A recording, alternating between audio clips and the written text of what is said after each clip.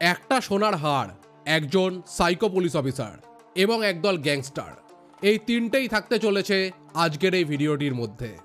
নমস্কার বন্ধু, বং এক্সপ্লেনের আরেকটি ভিডিওতে আপনাকে স্বাগত। আজ আমি আপনাকে এক্সপ্লেন করে শোনাবো এক দুর্ধর্ষ মালায়ালাম ক্রাইম থ্রিলার সিনেমাকে, যার নাম অফিসার অন ডিউটি।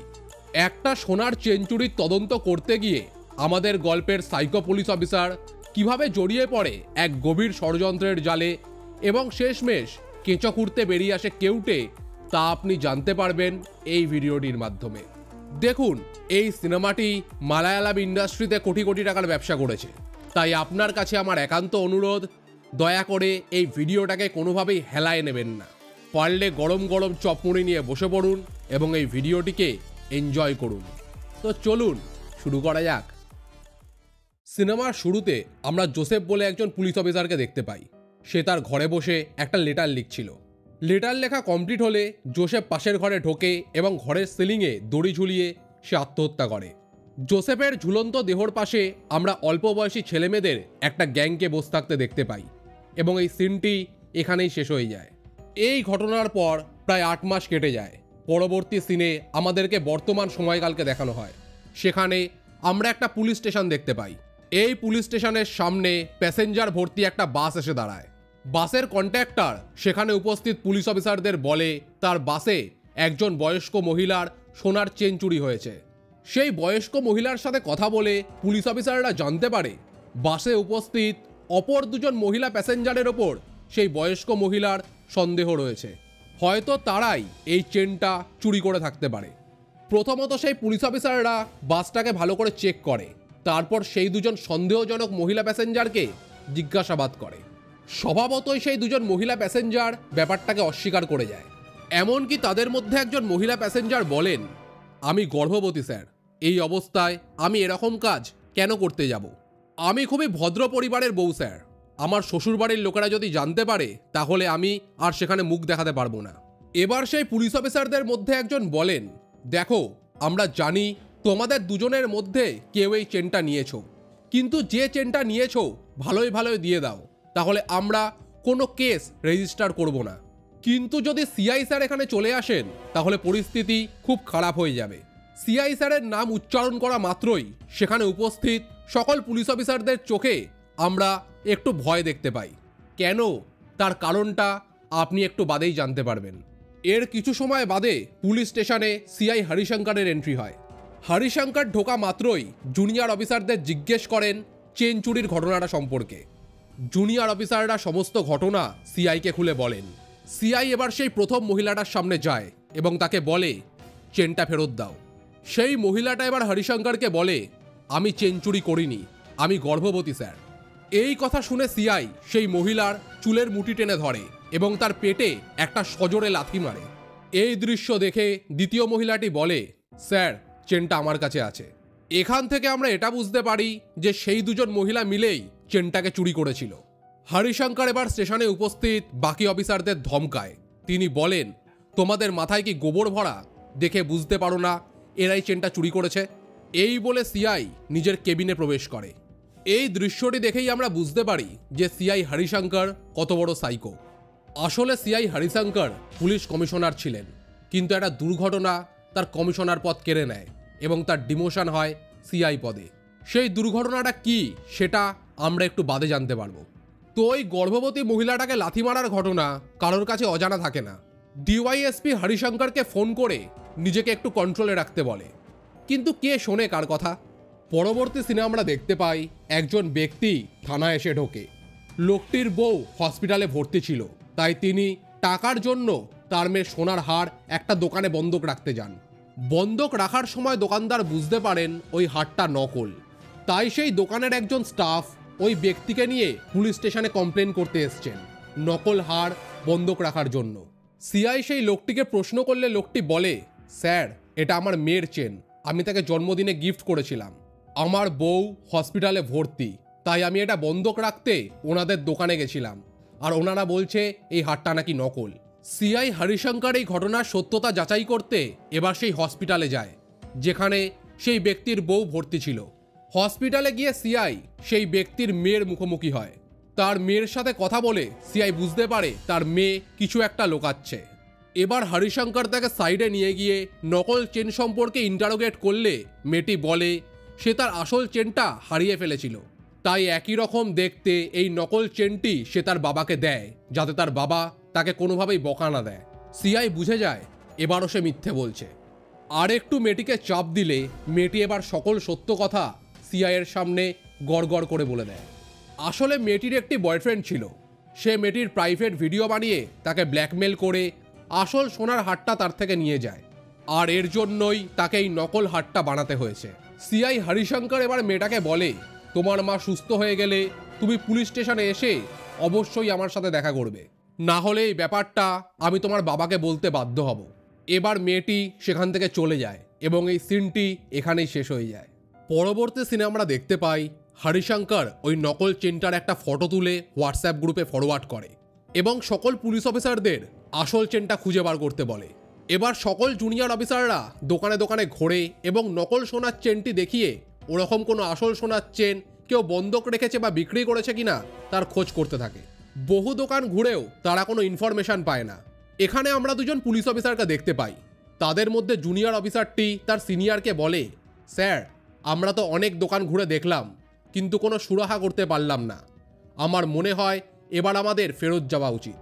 জুনিয়রের এরকম কথা শুনে সিনিয়র অফিসার তাকে বলেন যদি আমরা শহরের সমস্ত দোকান চেক না করে চলে যাই না, তাহলে সিআই নিজে আসবেন এবং প্রত্যেকটা দোকান চেক করবেন, আর তার হাতে যদি কোনো ইনফরমেশন লাগে তাহলে ঠিকমতো ইনভেস্টিগেট না করার জন্য সাইকোটা আমাদের চাকরি অবধি খেয়ে নিতে পারে।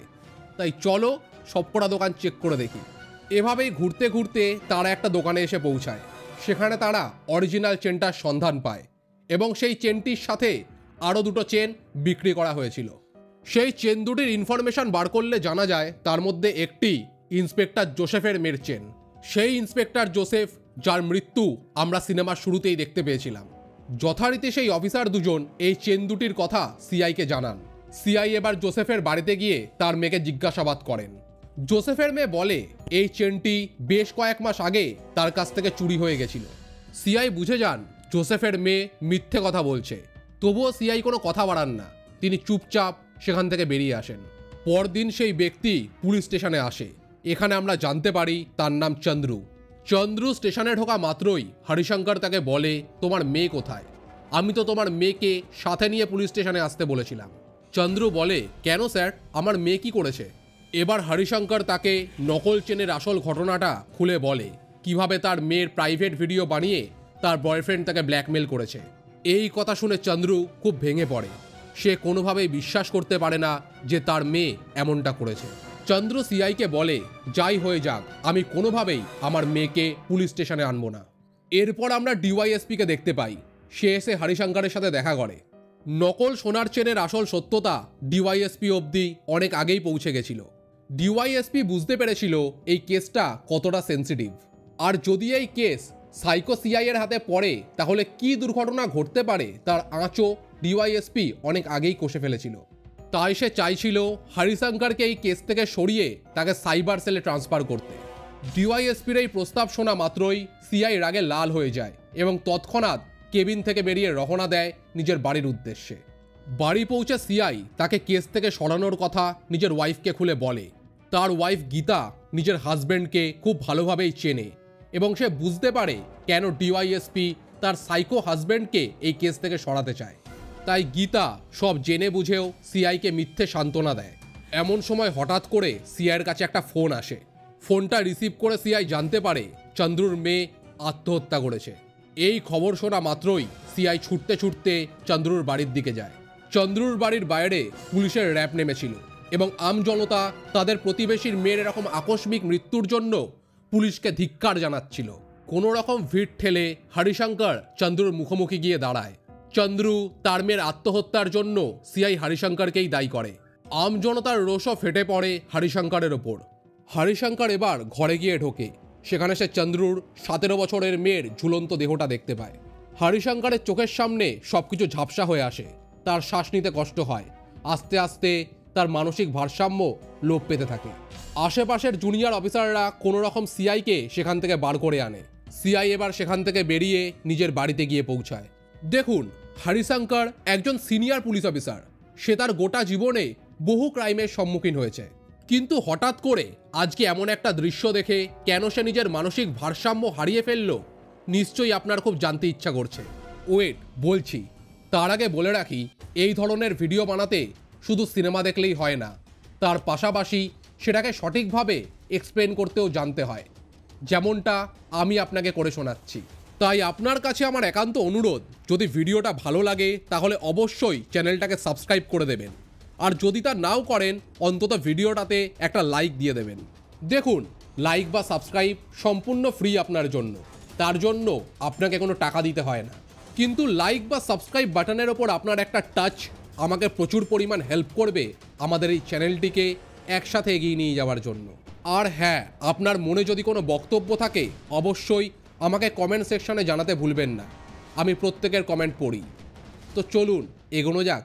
পরবর্তী সিনে আমাদের কয়েক মাস আগের ঘটনা দেখানো হয়। সেখানে আমরা দেখতে পাই পুলিশ স্যাম নামের একটা ছেলেকে গ্রেপ্তার করে থানায় নিয়ে আসে। স্যাম এএসআই থমাসের 16 বছরের মেয়েকে প্রেমের ফাঁদে ফাঁসায় এবং তার প্রাইভেট ভিডিও বানিয়ে তাকে ব্ল্যাকমেল করতে থাকে। তাই পুলিশ ফাঁদ পেতে শেষমেশ স্যামকে গ্রেপ্তার করে। থানায় আনার পর স্যামের অ্যাটিটিউডই আলাদা লেভেলের ছিল। স্যাম এএসআই থমাসকে ধমকায় যদি তাকে ছেড়ে দেওয়া না হয় তাহলে সে থমাসের মেয়ের প্রাইভেট ভিডিও পাবলিক করে দেবে। থমাস এই কথা শুনে রাগে উত্তেজনায় স্যামকে কাস্টাডিতেই বেধড়ক মারতে থাকে। হরিশঙ্কর এবার রুমে প্রবেশ করে এবং থমাসকে কোনো রকমে ঠেকায়। এমন সময় পেছনে বসে একজন জুনিয়র অফিসার স্যামের ল্যাপটপ চেক করছিলেন। হরিশঙ্করকে দেখা মাত্রই সে ল্যাপটপ বন্ধ করে সেটাকে ব্যাগের মধ্যে ভরতে থাকে। এই দৃশ্য দেখে হরিশঙ্করের সন্দেহ হয়। সে জুনিয়রের হাত থেকে ল্যাপটপ কেড়ে নিয়ে সেটাকে চেক করে। ল্যাপটপ চেক করতে গিয়ে হরিশঙ্করের সামনে একটা মেয়ের প্রাইভেট ভিডিও চলে আসে।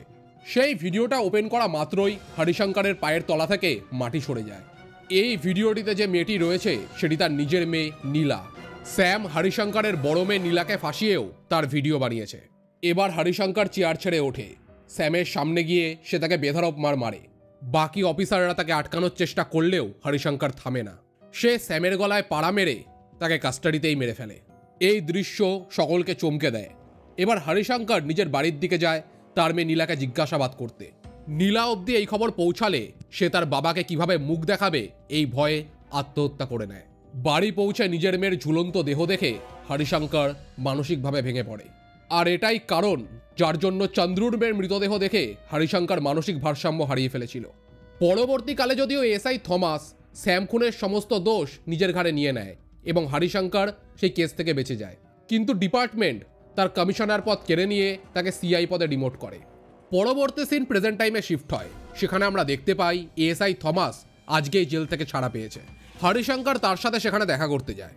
হরিশঙ্কর প্রথমে তার হালচাল জিজ্ঞেস করে, তারপর বলে, কেন তুমি সমস্ত দোষ নিজের ঘাড়ে নিলে? থমাস তাকে উত্তর দেয়, স্যার, আপনার বড় মেয়ে হয়তো মারা গেছে, কিন্তু আপনার ছোট মেয়ে আজও আপনার সাথে আছে। কিন্তু আমার অবস্থা দেখুন, আমার একটাই মেয়ে ছিল, সেও আজ আর বেঁচে নেই। আপনি যদি সেদিন তাকে নাও মারতেন না, আমি তাকে অবশ্যই মারতাম। তাই জন্যই আমি সমস্ত দোষ নিজের ঘাড়ে নিয়েছি। এই কথা শুনে সিআই হরিশঙ্কর সেখান থেকে চলে যান।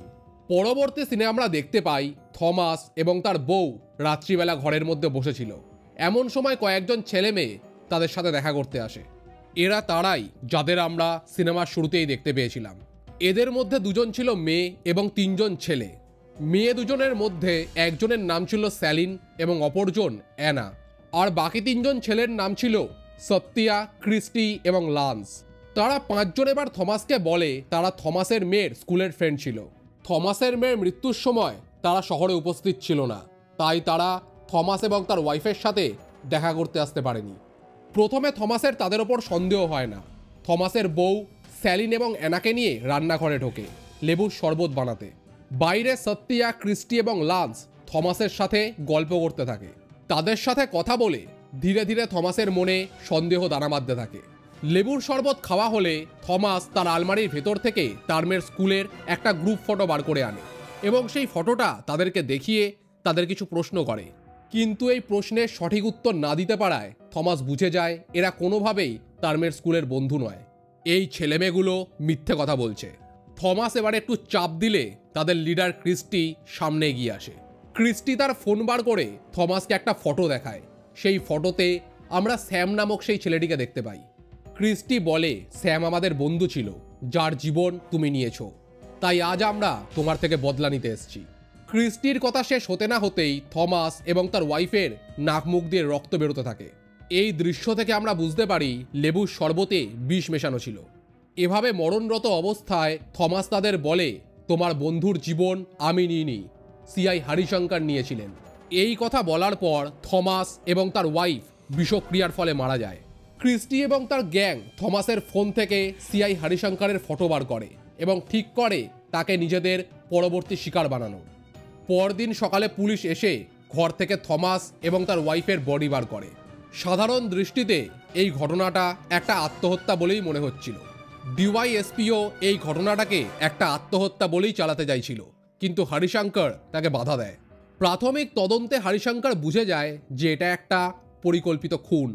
থমাস এবং তার ওয়াইফ ছাড়াও কাল রাত্রে আরও 5 জন উপস্থিত ছিল, কারণ রান্নাঘরে 5টা গ্লাস উপুড় করে রাখা রয়েছে এবং এই 5টা গ্লাসই এখন অবধি ভেজা। ডাস্টবিনে লেবুর খোসা পড়ে রয়েছে, কিন্তু যে বিষ খেয়ে তারা আত্মহত্যা করেছে সেই বিষের কোনো শিশি ঘরের মধ্যে নেই। ঘর ভেতর থেকে বন্ধ ছিল, তাই আততায়ীরা ছাদের রাস্তা দিয়ে পালিয়েছে। খালি হরিশঙ্কর এটা বুঝে উঠতে পারেন না যে এই খুনের উদ্দেশ্য কী। এরপর হরিশঙ্কর ইনভেস্টিগেট করা শুরু করে। প্রথমে সে জোসেফের মেয়ের সাথে দেখা করে। জোসেফের মেয়ের মিথ্যে কথা সিআই অনেক আগেই ধরে ফেলেছিল। একটু চাপ দিতেই সেও সকল সত্য কথা গড়গড় করে বলে ফেলে যে তাকেও কিভাবে প্রাইভেট ভিডিওর নামে ব্ল্যাকমেল করা হয়েছিল। এরপর হরিশঙ্কর সেই 3টি চেন নিয়ে তদন্ত শুরু করলে জানতে পারে তৃতীয় চেনটি শপিং মলে কাজ করা একজন মেয়ের। সেই মেয়েটিকে জিজ্ঞাসাবাদ করলে মেয়েটি বলে সে তার শপিং মলে একটি মেয়ের জিন্সের পকেট থেকে এই চেনটি পেয়েছে। সিআই সেই শপিং মলের সিসিটিভি ফুটেজ চেক করলে সেখানে সে অ্যানাকে দেখতে পায়। হরিশঙ্কর এবার অ্যানার খোঁজ করতে থাকে। হরিশঙ্কর যখন শপিং মলে গিয়ে অ্যানার খোঁজ করছিল তখন ক্রিস্টি এবং তার পুরো গ্যাং হরিশঙ্করকে টার্গেট করছিল। হরিশঙ্কর অ্যানার খোঁজ করতে গিয়ে জানতে পারে অ্যানা এবং তার বন্ধুরা প্রায় ব্যাঙ্গালোরের একটা ক্লাবে গিয়ে পার্টি করে। এই খবর পেয়ে সিআই হরিশঙ্কর ঠিক করে তিনি এবার অ্যানা এবং তার পুরো গ্যাংকে খুঁজতে ব্যাঙ্গালোর যাবেন। অপরদিকে ক্রিস্টিরাও হরিশঙ্করকে মারার প্ল্যান কদিনের জন্য পোস্টপোন করেছিল, কারণ হরিশঙ্কর অ্যানাকে চিনে ফেলেছিল। তাই এখন তাকে মারতে চাইলে তারা সহজে ধরা খেয়ে যেতে পারে। এই জন্য ক্রিস্টি এবং বাকিরাও কদিনের জন্য ব্যাঙ্গালোর চলে যায় রিল্যাক্স করতে। অর্থাৎ এবার আমরা উভয়ের মধ্যে সংঘর্ষ ব্যাঙ্গালোরে দেখতে পাবো। পরবর্তী সিনে আমরা দেখতে পাই ক্রিস্টি এবং তার পুরো গ্যাং ব্যাঙ্গালোরে পার্টি করছিল। তারা বিভিন্ন ধরনের মাদকদ্রব্য সেবন করছিল এবং হরিশঙ্করকে মারার সঠিক সময়ের জন্য অপেক্ষা করছিল। অপরদিকে হরিশঙ্কর ব্যাঙ্গালোরে এসে পৌঁছালে তার কাছে একটা ফোন আসে। সেই ফোনে তার একজন টিম মেম্বার তাকে বলে অ্যানাকে ব্যাঙ্গালোরের একটা পাবে ঢুকতে দেখা গেছে। হরিশঙ্কর অ্যানাকে ফলো করে। অ্যানাই ব্যাপারটা বুঝতে পারলে হরিশঙ্করকে চুক্তি দেখিয়ে গাড়ি নিয়ে পালিয়ে যায়। পাবে ঢোকার আগেই হরিশঙ্কর অ্যানার গাড়িতে একটা ট্র্যাকার ফিট করে দিয়েছিল। সিআই সেই ট্র্যাকারটির মাধ্যমে অ্যানার অজান্তেই তার গাড়িটিকে ট্র্যাক করতে থাকে। কিছু দূর যাওয়ার পর একটা অন্ধকার গলির ভেতর সিআই হরিশঙ্কর অ্যানার সেই লাল গাড়িটিকে দাঁড়িয়ে থাকতে দেখতে পায়। সামনে গিয়ে চেক করলে সিআই দেখতে পায় গাড়িতে অ্যানা নেই। আসলে এটা একটা ট্র্যাপ ছিল। অ্যানা অনেক আগেই বুঝতে পেরে গেছিল যে সিআই তাকে ফলো করছে, তাই সে একই রকম দেখতে অন্য একটি গাড়ির মধ্যে সেই ট্র্যাকারটিকে ফেলে দেয়। সিআই এবার পেছন ঘুরলে অ্যানা গাড়ি দিয়ে তাকে চাপা দিতে যায়, কিন্তু অসাবধানতার ফলে অ্যানার গাড়িটি পাল্টি মেরে দেয় এবং অ্যানার গাড়ির মধ্যেই মৃত্যু হয়ে যায়। পরদিন অ্যানার বডিটাকে পোস্টমর্টমের জন্য পাঠানো হয়। সেখানে একজন লেডি ডক্টর তার পোস্টমর্টম করছিলেন। এমন সময় হসপিটালে ক্রিস্টি, লান্স এবং বাকিরা ঢুকে আসে অ্যানার বডিটাকে শেষবারের মতো দেখার জন্য। মহিলা ডক্টরটি তাদের বাধা দেওয়ার চেষ্টা করলে তারা মহিলা ডক্টরটির ওপর আক্রমণ করে দেয়। হরিশঙ্কর এমন সময় মর্গে ঢোকে। ক্রিস্টি, লান্স, সত্যি এবং স্যালিন মিলে হরিশঙ্করের ওপর আক্রমণ করে। এখানে আমরা একটা টান ফাইট সিন দেখতে পাই। কখনো হরিশঙ্কর মার খায়, আবার কখনো হরিশঙ্কর তাদেরকে বেধড়ক মার মারে। একটা সময় এমন পরিস্থিতি তৈরি হয়ে গেছিল যেখানে একা সাইকো সিআই তাদের ওপর ভারী পড়ছিল। ক্রিস্টি এবং তার গ্যাং সুযোগ বুঝে সেখান থেকে পালায়। ক্রিস্টি খুব চিন্তিত ছিল, কারণ তাদের প্রত্যেকের মুখ হরিশঙ্কর দেখে ফেলেছিল। দেখুন, ক্রিস্টি এবং তার গ্যাংয়ের এই খুনগুলো করার পেছনে না কিছু কারণ আছে, যা আমরা আগে জানতে পারবো। সিআই এবার তদন্ত করতে করতে একজন কনস্টেবল অবধি পৌঁছায়। সেই কনস্টেবল তাকে বলে ক্রিস্টির 3 জন সাথী অ্যানা, স্যালিন এবং স্যাম একটা বাসের মধ্যে ড্রাগস নিচ্ছিল। এমন সময় বাসের কন্ট্রাক্টর তাদের 3 জনকে হাতে না হাতে ধরে ফেলে এবং তারা সেই বাসের মধ্যে ঝামেলা করতে থাকে। এমন অবস্থায় বাসের কন্ডাক্টর পুলিশকে ফোন করে। ইন্সপেক্টর জোসেফ সেই সময় রাউন্ডে ছিলেন। তিনি সেই কনস্টেবলকে সাথে নিয়ে বাসে যান এবং অ্যানা, স্যালিন ও স্যামকে গ্রেপ্তার করেন। তাদের কাছ থেকে 1 কেজি কোকেনও বাজেয়াপ্ত হয়। ইন্সপেক্টর জোসেফ, যাকে আমরা সিনেমার শুরুতেই মরতে দেখেছি, তিনি কোনোভাবেই একজন সৎ পুলিশ অফিসার ছিলেন না। জোসেফ ছিলেন ওপর থেকে নিচ অব্দি সম্পূর্ণ কারাপ্ট এবং চরিত্রহীন পুলিশ অফিসার। তিনি বাজেয়াপ্ত করা কোকেনের জন্য হিস্সা তো চানই, তার পাশাপাশি স্যালিন এবং অ্যানার সাথে অসভ্যতামও করেন। স্যালিন এবং অ্যানা যত খারাপই হোক না কেন, তারা কখনো নিজেদের সম্মান কারোর কাছে বিকোয়নি। কিন্তু ইন্সপেক্টর জোসেফ মাদক সেবন করার পর মানুষরূপী পশুতে পরিণত হয়। সে জোর করে অ্যানা ও স্যালিনকে জঙ্গলে নিয়ে যায় এবং তাদের সাথে অসভ্যতাম করে। এই ঘটনার বদলা নিতেই ক্রিস্টি এবং তার পুরো গ্যাং জোসেফের মেয়ের ভিডিও বানিয়ে জোসেফকে ব্ল্যাকমেল করে এবং তাকে বাধ্য করে আত্মহত্যা করতে। এই ব্যাপারে জানার পর সিআই হরিশঙ্কর ডিওয়াইএসপিকে সাথে নিয়ে ডিএসপি স্যারকে সমস্ত কথা খুলে বলেন। এমন সময় রুমের মধ্যে চন্দ্রু প্রবেশ করে। এখানে আমরা একটা আশ্চর্যজনক ব্যাপার জানতে পারি। যে কন্ডাক্টরটি সেদিন বাসের মধ্যে স্যাম এবং তার সাথীদেরকে ধরিয়ে দেয়, সে আর কেউ নয়, সে হলো আমাদের চন্দ্রু নিজে। ডিওয়াইএসপি চন্দ্রুকে স্যামের ফটো দেখালে সে বলে এ এবং এর সাথে আরও 2 জন মেয়ে সেদিন বাসের মধ্যে বসে ড্রাগস নিচ্ছিল এবং প্যাসেঞ্জারদের সাথে ঝামেলা করছিল, তাই আমি পুলিশকে ফোন করে তাদেরকে ধরিয়ে দিয়েছিলাম। এই কথা শুনে ডিওয়াইএসপি তাকে বলে আজ এদের জন্যই তোমার মেয়ের মৃত্যু ঘটেছে। কিন্তু চন্দ্রু সে কথায় কান দেয় না। সে আজও বিশ্বাস করে তার মেয়ের মৃত্যু সিআই হরিশঙ্করের জন্যই হয়েছে। ডিএসপির কেবিন থেকে বেরিয়ে এসে ডিওয়াইএসপি এবং সিআই হরিশঙ্কর এই ব্যাপারটা নিয়ে একটু চিন্তা করে। তারা ভাবে আজ ক্রিস্টি এবং তার গ্যাং সেই সকল মানুষদের থেকেই বদলা নিচ্ছে যারা সেই বাসের ঘটনাটির সাথে কোনো না কোনোভাবে জড়িত। তাই ডিওয়াইএসপি সেই বাসের ঘটনাটি সম্পর্কে হরিশঙ্করের ওয়াইফ গীতাকে প্রশ্ন করে, কারণ তার মনে হয় আজ হরিশঙ্করের বড় মেয়ে নীলার জীবনও হয়তো সেই বাস ঘটনাটির জন্যই গেছে। তার অনুমান সঠিক হয়। গীতাও সেদিন সেই বাসের মধ্যেই উপস্থিত ছিল এবং এই ড্রাগস নেওয়ার ঘটনাটা সেই প্রথম বাস কন্ডাক্টর চন্দ্রুকে জানিয়েছিল। এখানে হরিশঙ্কর কোনোভাবেই গীতাকে বলে না যে এই ঘটনাটির জন্যই তার মেয়ের জীবন গেছে, কারণ হরিশঙ্কর চায়নি গীতা কোনোভাবে গিল্টে ভুগুক। পরবর্তীকালে গীতা এবং হরিশঙ্করের ডিভোর্স হয়ে যায়। এদিকে বাস কন্ডাক্টর চন্দ্রুকে পুলিশ বেশ কিছুদিন ধরেই ফলো করছিল, কারণ হরিশঙ্করের মনে হয়েছিল ক্রিস্টির পরবর্তী শিকার চন্দ্রু হতে পারে। এমনই একদিন ক্রিস্টির গ্যাং চন্দ্রুর ওপর আক্রমণ করে। হরিশঙ্কর বহু চেষ্টা করেও তাদের আটকাতে পারে না। চন্দ্রু মারা যায়। সে এবার নিজের বাড়ি গিয়ে পৌঁছায়। তার মনে হয় এবার হয়তো তার বউ এবং ছোট মেয়ের পালা। ক্রিস্টি এবার তাদের ওপর আঘাত আনতে পারে। হরিশঙ্কর গীতাকে ফোন করে। এর মধ্যে গীতা এবং তার ছোট মেয়ের ওপর ক্রিস্টি এবং তার গ্যাং আক্রমণ করে দেয়। ক্রিস্টি এবার হরিশঙ্করকে ভিডিও কল করে এবং বলে তাড়াতাড়ি সেখানে আসতে, না হলে সে আর তার ছোট মেয়েকেও জীবিত দেখতে পাবে না। হরিশঙ্কর গাড়ি নিয়ে ছুটতে থাকে গীতার বাড়ির দিকে। এমন সময় গীতার বাবা তার লাইসেন্স রিভলভার দিয়ে ক্রিস্টির গ্যাংয়ের ওপর ফায়ার করে। সেই সুযোগে গীতা এবং তার ছোট মেয়ে সেখান থেকে জঙ্গলের দিকে পালিয়ে যায়। এদিকে হরিশঙ্কর গীতার বাড়ি এসে পৌঁছালে সে তার শ্বশুর মশাইকে আহত অবস্থায় মাটিতে পড়ে থাকতে দেখতে পায়। গীতার বাবা তাকে বলে গীতা এবং তোমার ছোট মেয়ে জঙ্গলের দিকে পালিয়েছে। এখানে ক্রিস্টিরা গীতাকে ধরে ফেলে এবং তাকে প্রচণ্ড মার মারে। মারতে মারতে তারা গীতাকে আধমরা করে দেয়। কিন্তু হরিশঙ্করের ছোট মেয়ে সেই সুযোগে সেখান থেকে জঙ্গলে পালিয়ে যায়। ক্রিস্টির গ্যাং জঙ্গলের মধ্যে বাচ্চা মেয়েটিকে খুঁজতে থাকে তাকে মারবে বলে। এমন সময় হরিশঙ্কর সেখানে এসে পৌঁছায়। গীতা আহত হয়ে সেখানেই পড়েছিল। সে হরিশঙ্করকে বলে তার মেয়ে জঙ্গলের ভেতর পালিয়েছে এবং ক্রিস্টিরা তার পেছনে গেছে। এখানে বাচ্চা মেয়েটি জঙ্গলের ভেতর একটা ঝুপড়ির মধ্যে লুকিয়ে পড়ে। ক্রিস্টি এবং তার পুরো গ্যাং সেই বাচ্চা মেয়েটিকে পাগলের মতো জঙ্গলে খুঁজছিল। এমন সময় সেই বাচ্চা মেয়েটি তাদের হাতে ধরা পড়ে যায়। বাচ্চা মেয়েটিকে তারা মারতে যাবে, এমন সময় হরিশঙ্কর সেখানে চলে আসে। সাইকো সিআই বনাম ভয়ানক গ্যাংস্টারের মধ্যে আমরা একটা দুর্দান্ত লড়াইয়ের দৃশ্য দেখতে পাই। হরিশঙ্কর সকলকে মারতে মারতে আধমরা করে দেয়। এমন সময় জঙ্গলে পুলিশ চলে আসে এবং গ্যাংয়ের সকল মেম্বারকে গ্রেপ্তার করে নেয়। এই সিনটি এখানেই শেষ হয়ে যায়। তো এভাবে কয়েক মাস কেটে যায়। পরবর্তী সিনে আমাদের কয়েক মাস পরের ঘটনা দেখানো হয়। সেখানে আমরা দেখতে পাই হরিশঙ্কর এবং গীতার বৈবাহিক সম্পর্ক আবার আগের পর্যায়ে ফিরে এসছে। আজ তাদের ছোট মেয়েটির জন্মদিন। তাদের বাড়ি ভর্তি লোক এসেছে। এছাড়া ডিওয়াইএসপিকেও আমরা হরিশঙ্করের সাথে বসে থাকতে দেখতে পাই। এমন সময় টিভিতে নিউজ চলছিল। সেখানে দেখানো হচ্ছিল কাল রাতে 4 জন ছেলেমেয়ের মৃতদেহ একটা ক্ষেতের মধ্যে থেকে পুলিশ উদ্ধার করেছে। এই ছেলেমেয়েগুলো আর কেউ নয়, এরা হলো ক্রিস্টি, সত্যিয়া, স্যালিন এবং লান্স। খবর চলাকালীন ডিওয়াইএসপি হরিশঙ্করকে জিজ্ঞেস করে কাল তুমি কোথায় ছিলে? কাল দুপুর থেকেই তোমার ফোন সুইচ অফ ছিল। হরিশঙ্কর বলে আমি বাড়িতেই ছিলাম, একটু ব্যস্ত ছিলাম তাই ফোন বন্ধ ছিল। এমন সময় ফ্ল্যাশব্যাকে আমরা কালকের ঘটনা দেখতে পাই। ক্রিস্টি, সত্যিয়া, স্যালিন এবং লান্স কাল জেল থেকে ছাড়া পায়।